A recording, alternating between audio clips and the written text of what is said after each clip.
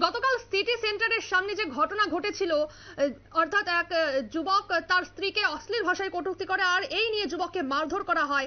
অবশেষে সেই ঘটনার পরিপ্রেক্ষিতে আজ ত্রিপুরা প্রদেশ মহিলা কংগ্রেসের উদ্যোগে পশ্চিম আগরতলা থানায় ডেপুটেশন প্রদান করা হয়।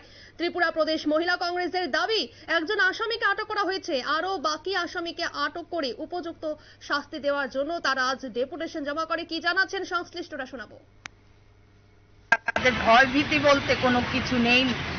পুজো দেখতে বেরিয়েছে, তাদের সঙ্গে বৎসা, তার মধ্যে বৎসা তো সাধারণ ব্যাপার, তার মধ্যে রক্তাক্ত মহিলার হাজবেন্ডকে আহত করেছে এবং বাচ্চাকেও তৎসঙ্গে আহত করেছে। মানে এটা কিসের সুশাসন, এটাই আমরা বুঝতে পারছি না। আর আমাদের আপনারা শুনলেন সংশ্লিষ্টের বক্তব্য। আজ তারা এই ঘটনার পরিপ্রেক্ষিতে ত্রিপুরা প্রদেশ মহিলা কংগ্রেসের উদ্যোগে পশ্চিম আগরতলা থানায় ডেপুটেশন প্রদান করে যাতে অভিযুক্তরা উপযুক্ত শাস্তি পায়। নিয়ে নিচ্ছে ছোট্ট একটি বিজ্ঞাপন বিরতির সঙ্গে থাকুন।